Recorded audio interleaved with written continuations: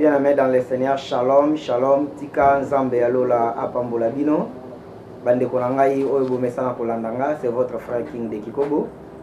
Oyo amesana ko partager na bino vision prophétique ya mboka Congo, to message prophétique ya mboka Congo. Tozali boye mercredi le 4 août 2021. Toza 15h na Kinshasa.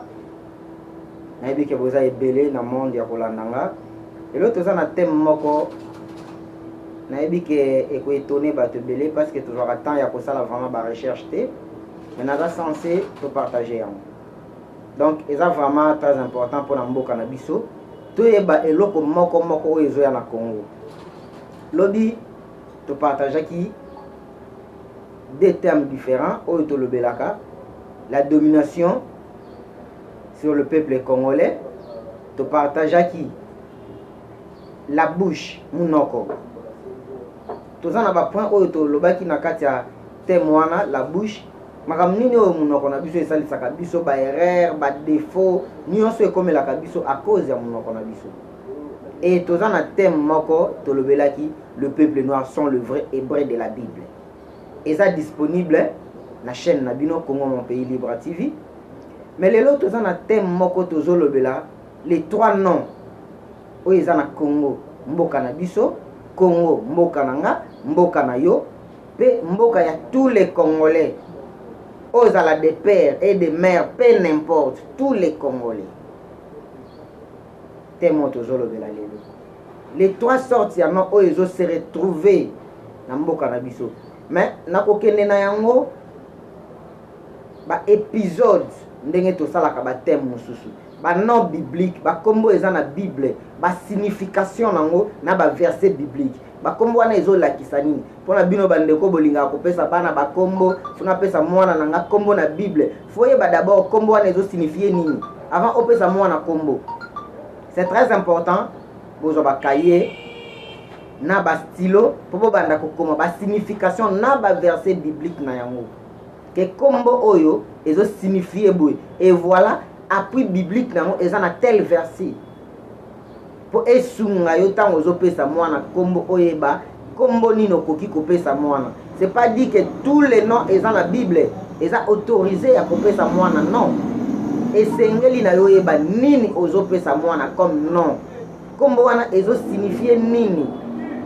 Alors pona ba oba wala nga pona mbala liboso kombo na nga King de Kikobo na serviteur de Dieu ya église messager Lingwala oyo ezwami na avenue Louvois 266 na commune Lingwala ekambami bongo na révérend pasteur Paul Malozei, père spirituel nanga et le pasteur Daniel Yamba.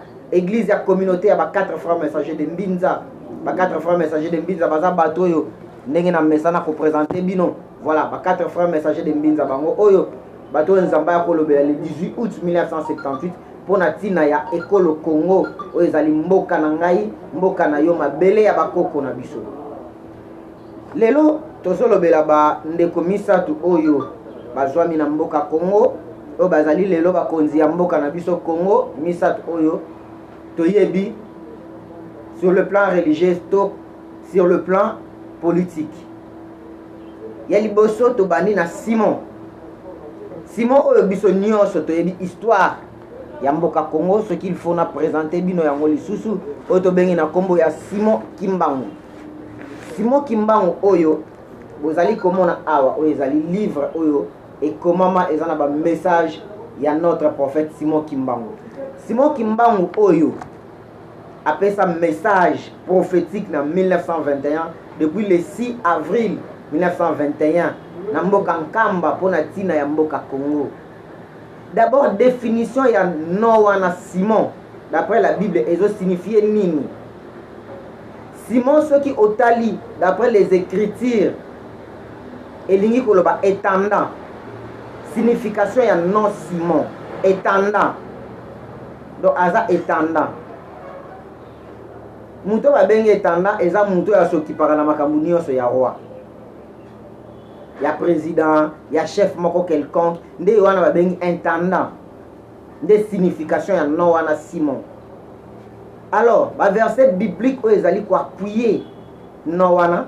D'abord, tozi mukanda Matthieu, bino bato kozana bandaku. Matthieu 10. le verset 27 et le bin bisoning. Matthieu 10 verset 27 et le Bible. Ce que je vous dis dans les ténèbres, dites-le en plein jour. Et ce que vous ai dit en l'oreille, prêchez-le sur le toit. Donc makambo ba ebisaki bino na molili bolo ba yango na journée. Et makambo ba ebisaki na litoi loba yango en public ko bomba te. Nde yango wana esika oyo ngana bandeko na nga bakimangise nazaka contre bango parce que ba bomba tout le mystère caché ya mboka Congo, tout le vérité ya mboka Congo. Tozui une autre verset biblique toujours Matthieu o toza kolobela wana le verset 32.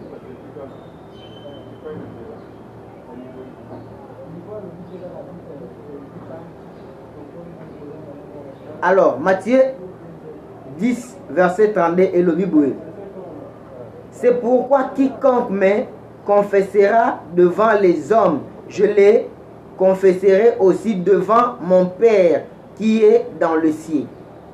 Mutu nyonso oyo akotémoigner ngai liboso ya bato nga pe na otémoigner liboso ya Nzambe. Et la raison pour laquelle Simon Kimbangu ayaki na mboka Congo ayaki kopesa témoignage ya Nzamba mpungu kwa tulendo oto bengi na Kikongo, le Dieu tout puissant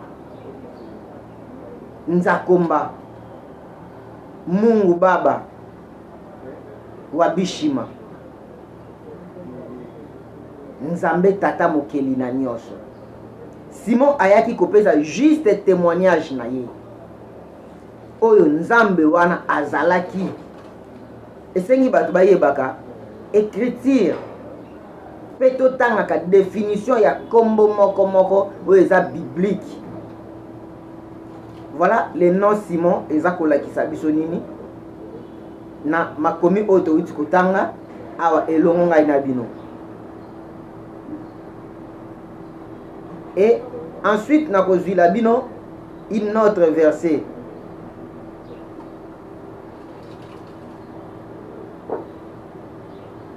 Matthieu 27 elobi na biso boye. Matthieu 27 le verset 32 yoka makambo zoyebisa biso à propos ya Simon. Lorsqu'il sortait, il rencontra un homme de Cyrène appelé Simon et il l'efforça à porter la croix de Jésus. Tangu baza kobima po bakende ko crucifier Christ na Golgotha, bakutani na mutu moko ya mboka Cyrène oto benye na kombo ya Simon, ba forcer ye po amema croix ya Jésus. Donc Simon fit l'intendant batindi to motindami ya mokonzi yango moni batindaki ba forcer ki Simon po amema croix ya Jésus. Matthieu 27 32. Et ensuite tokei rapidement na mukanda mususu sur définition ya nowana Simon. Acte 9 43 et zo biso nini Acte des apôtres 9 43 et zo lo bana biso nini. Acte 9 le verset 43 dit ceci: Pierre demeurait quelque temps à Job chez un croyant nommé Simon.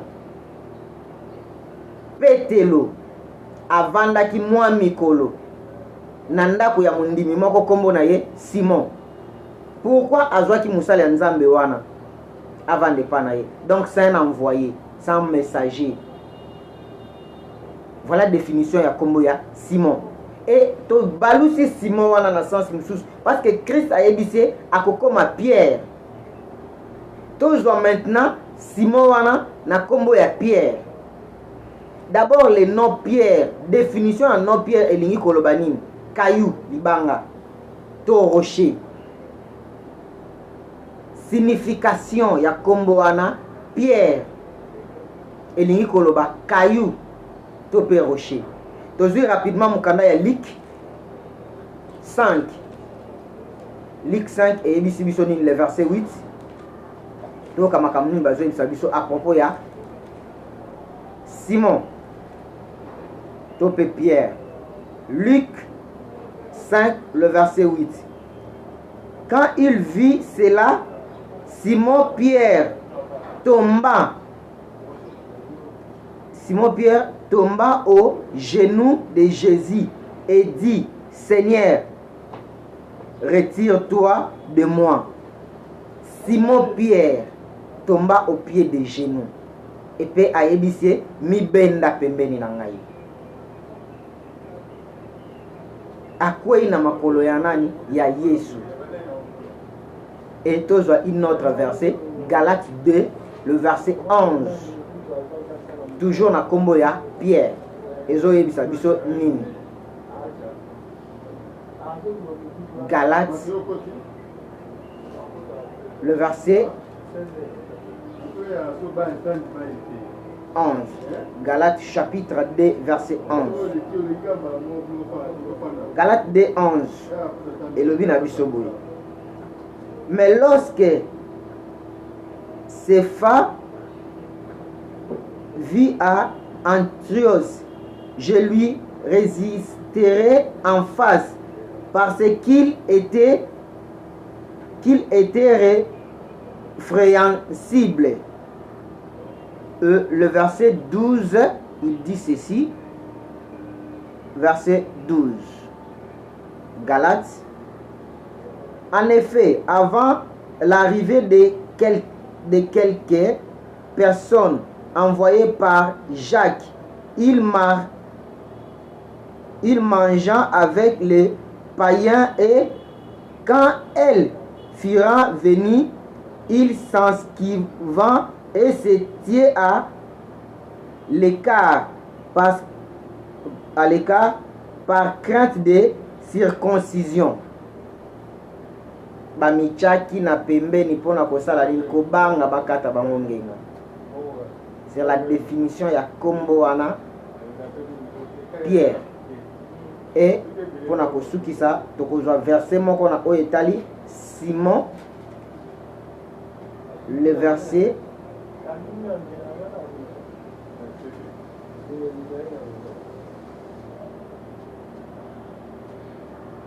le verset 15. Bon, en attendant, je vais chercher le verset. Tozu maintenant deuxième nom Otobengi, nom ya Joseph. Le nom Joseph na Bible ezo signifie nini? Kombo wana, nom wana Joseph. Parce que prophétie ya Congo awa est tellement que bizarre. Tozo se retrouver dans 4 physiques. Où est l'ancien chef de l'État, Otobengi na kombo ya Joseph Kabila, avec 4 physiques. Et toujours se retrouver dans 4 spirituels, où est Félix Tshisekedi. Maintenant, tokota la prophétie exacte ya Congo, est basée sur qui? Et chaque kombo ya mutuana na Bible, est signifié nini? Au total, qui va sauver réellement le Congo? Et prophétie wana, comment est-ce s'est passé? Tozi kombo ya Joseph na Bible. Ou soit d'abord définition il y a non Joseph ezolakisani. Non Joseph d'après les écritures bibliques, définition na yango ezali qu'il ajoute donc kobakisa. Abakisi. Yé asali le côté mais abakisi. C'est pourquoi bon na yebisa bino na plusieurs prophéties ou soit na plusieurs vidéos que aza bongo continuité. Donc aye kobakisa. Oyo papa na ya tikaki. Pe oyo sur le plan spirituel lokola aza fils spirituel ya Joseph Désiré Mobutu aye ko compléter oyo Mobutu atikaki sur le plan spirituel. Donc définition ya non Joseph elingi ko lakisa ko bakisa ajout ko bakisa. Alors tous va verset oyo ezolobela kombo ya Joseph. Tozu par exemple mukanda ya Genèse. Tozu livre ya Genèse ensemble ngana bino tozo tanga écriture biblique ndenge eyebisi biso. Genèse 30. Le verset 24 est le bin abisonini. Genèse 30, verset 24. Toute la définition, il y a non Joseph. Genèse 30, verset 24. Et le bin abisoboui. 30, 24. Je lis au nom de Jésus.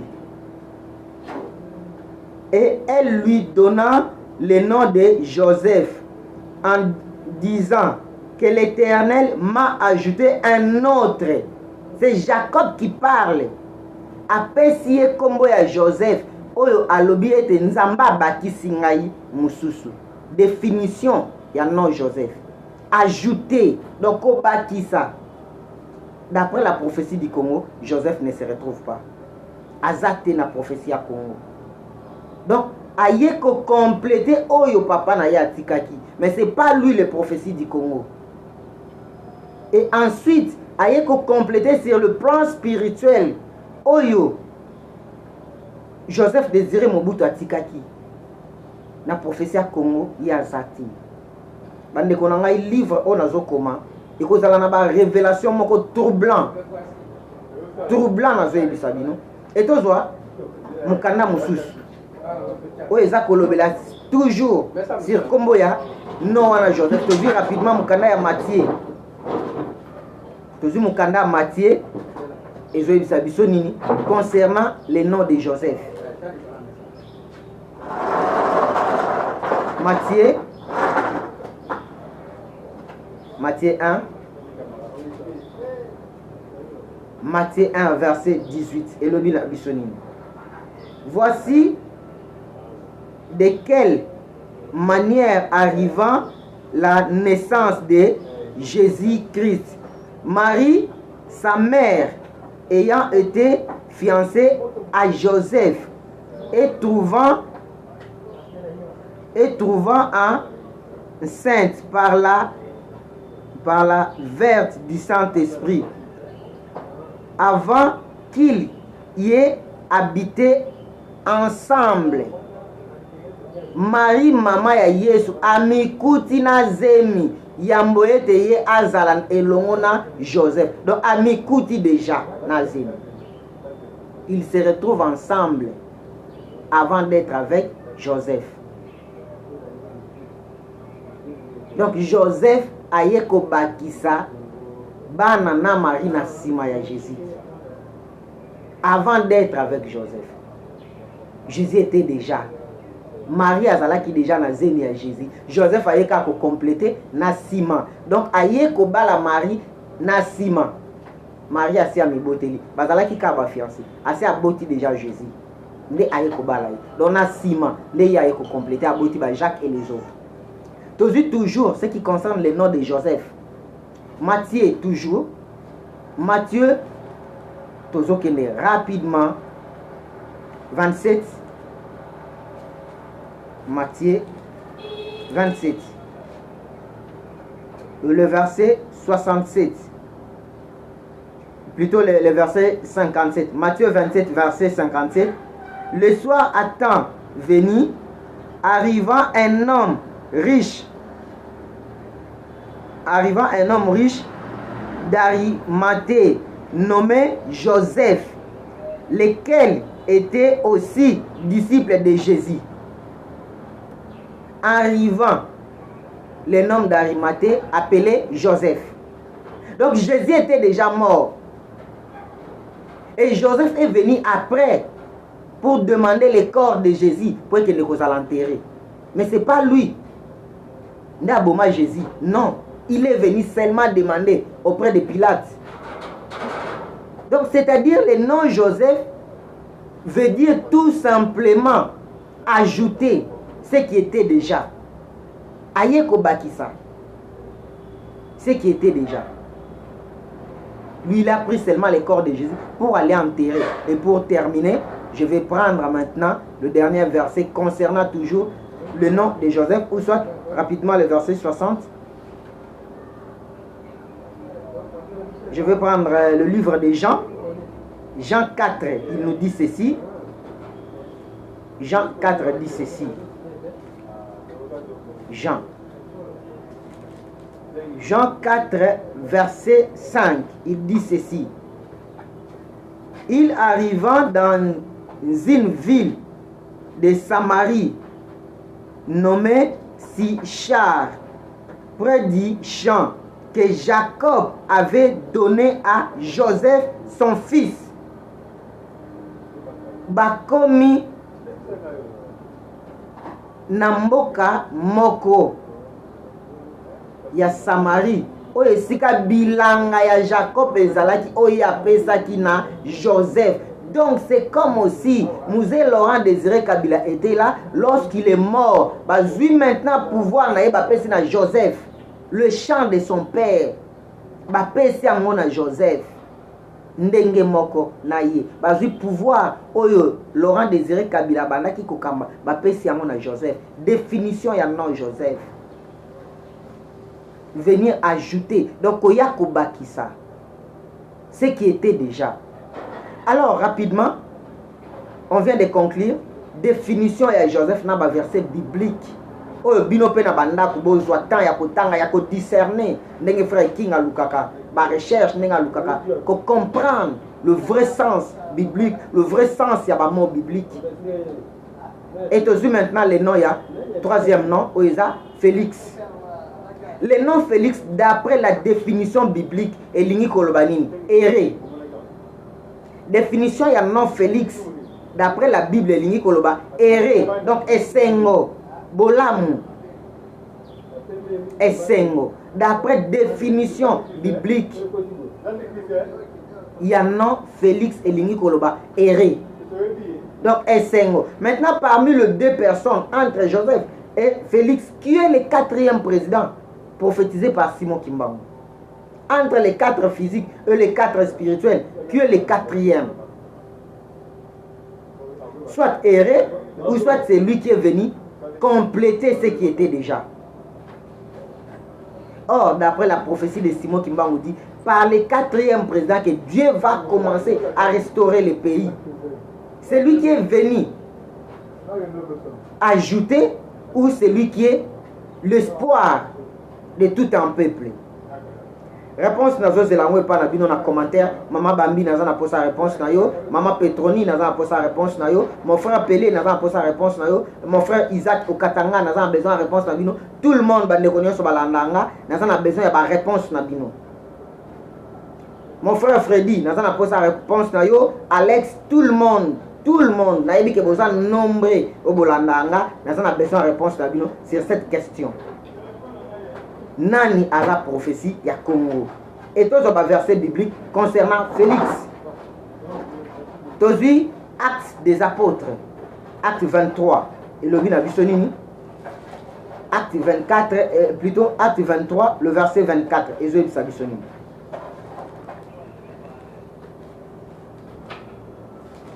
acte 23, verset 24. 23, le verset 24, Ezolo Banabiso Boy. Qu'il y ait aussi des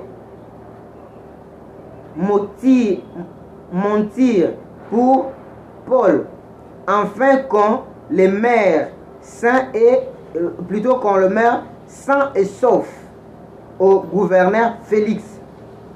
Qu'il y ait aussi des mentir pour Paul, afin qu'on le mène sain et sauf auprès de Félix. Bamema Paul sain et sauf et pas ya Félix.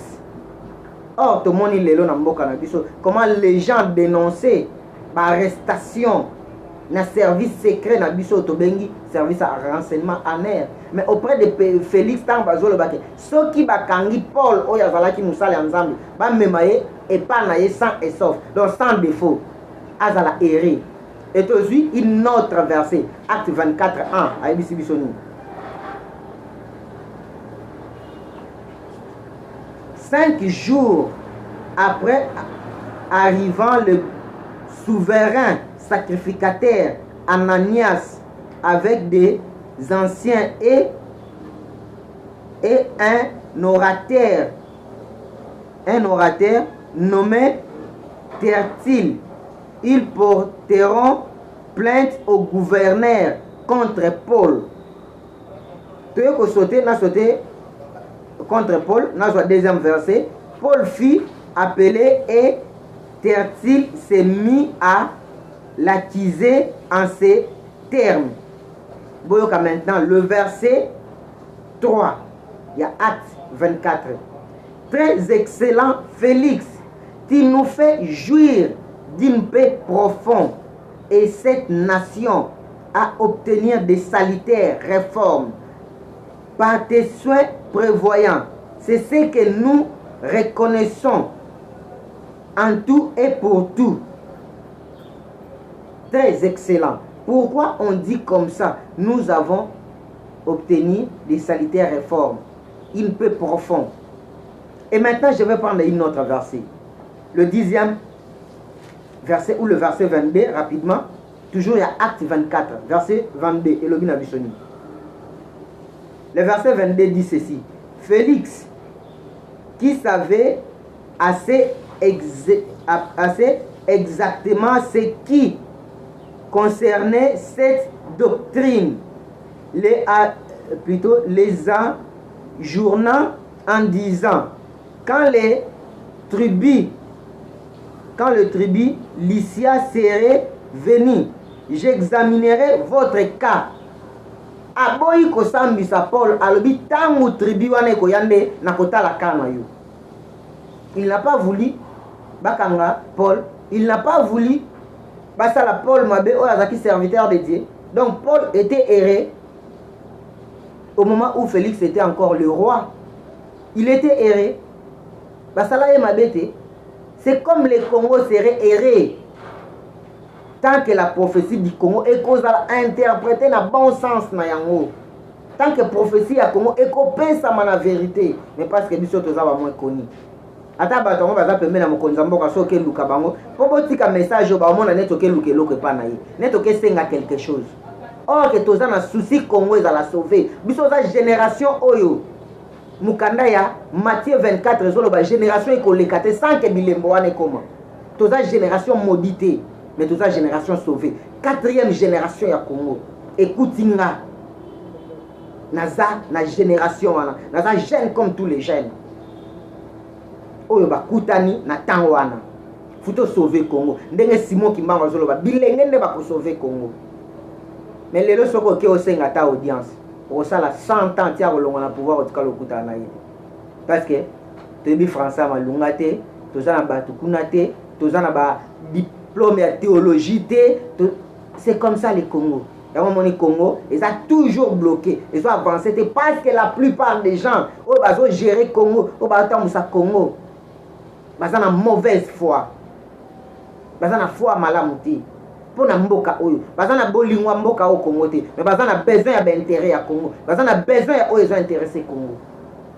Et pendant tout ça, dans le verset biblique, le verset 25 et le Bible. Mais comme Paul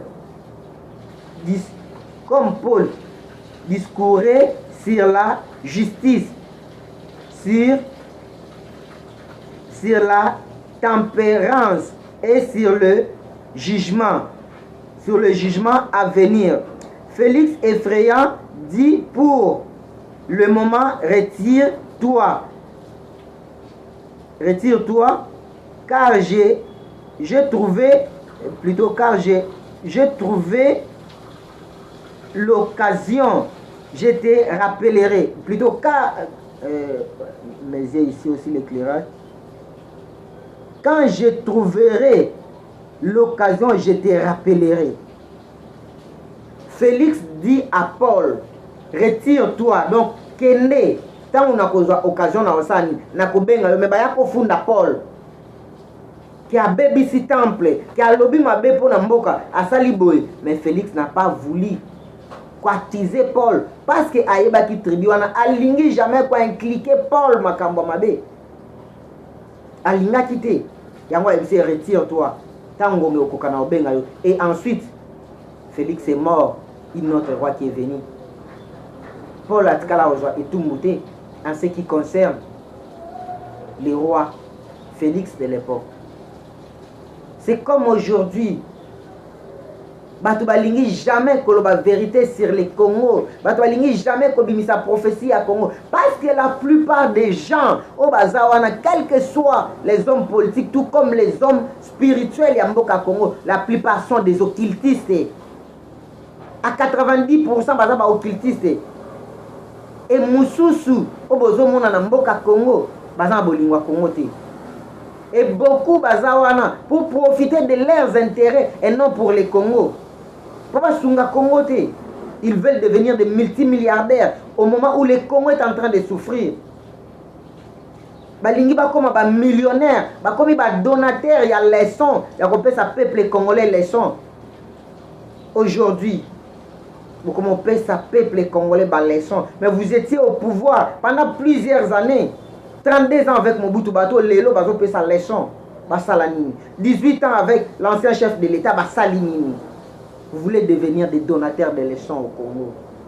Bande konangai totanga Bible na profondeur, totanga Bible ngana zo pesa bino ba verset biblique yo moko tanga zo temps ya ko réfléchir ya ko sala analyse na yo. Faut pas accepter nyonso frère King avec Sabino, c'est comme si tout est rose. Non, botanga bino moko, sondez les Écritures. Christ azoloba, n'êtes-vous pas dans l'erreur parce que vous ne sondez pas les Écritures. Botanga makomi bino moko, bozwa aussi temps maintenant ya ko senga nzambe ya ko prier à l'axabino les trois noms.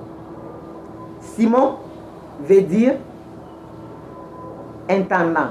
Joseph elingi koloba ko bakisa ajout ko bakisa o ezalaki, et Félix veut dire errer. Parmi les trois personnes, Simon nde mutape sa prophétie à Congo, et les deux personnes ezotikala na l'axibino ba définition na ba verset biblique entre Félix et Joseph qui est le quatrième président, prophétie à Congo ezanani. Merci ngana bino tokutani toujours na thème oyo les noms bibliques. Thème au titre nango les noms bibliques. Ba kombo nyonso ya Bible le to ba le partager le to bandi premier épisode nango ou soit première partie. Tout ça le 4 août 2021 tout ça 15h na Kinshasa. Nzambe ya Congo apambola bino ba onyoso bolandinga na monde entier. Bozala ki belé ya kolandanga partout dans le monde. Nzamba apambola bino, le Dieu de Simon Kimbangu, le Dieu de Ndona Béatrice, le Dieu d'Aedina Bala, le Dieu des 4 frères messagers de Mbinza, le Dieu de Paul Malouzei, le Dieu de Daniel Yamba et le Dieu de Samuel Massambukidi, le Dieu de Norbert Yamba Yamba, le Dieu de tous les panafricanistes, le Dieu de votre frère King de Kikobo. Apambola bino, azalana bino, abate la bino. Partout au Bozali, esprit ancêtre na biso, yanzambe mpungu kwa tulendo. Les Bantous, le peuple élu de Dieu, les véritables Israélites de la Bible, le peuple Bantou. Esprit ancêtre na bino, ezalana bino. Et fortifier bino, et pesa bino sagesse. Et pesa bino intelligence, parce que nzamba est intelligent. Dieu est sage. Salomon n'a jamais été intelligent, il était sage. Intelligence batangango, sagesse batangango. Tu peux me dire avant un diplôme à sagesse, ça n'existe pas. Parce que la sagesse c'est Dieu lui-même. Après ça, nos esprit à sagesse, il y a discernement pour vous discerner. Plus 243, 84, 76, 98, 308. Plus 243, 84, 76, 98, 308. Et ça numéro là sur WhatsApp.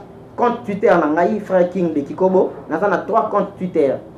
Nous avons frère King de Kikobo. Nous avons 3 comptes Twitter nanga. Nous avons mis ça opérationnel.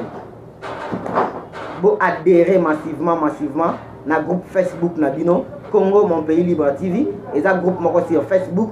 Vous adhérez massivement. Et chaque dimanche de 10h30 à 12h30. Nous avons la prédication en direct sur Facebook, na compte Facebook nangai The King de Kikobo. The King de Kikobo est un compte Facebook nanga chaque dimanche 10h30 à 12h30 prédication en direct sur Facebook na église messager Lingwala.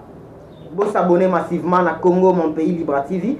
Congo mon pays libre TV est la chaîne mayo, est la chaîne nanga, est la chaîne il y a tout le peuple congolais, il y a tout le peuple africain, il y a tout le peuple bantou. Pour analyser le message, pour partager le message, pour s'abonner, pour télécharger ma vidéo, pour partager, pour liker, pour commenter, pour commentaire pour avoir des sujets, on a tout dans Zambie. Seigneur, na sa peuple na yoni. Message n'a pas ça. Ingeta veut dire Amen. Matondo.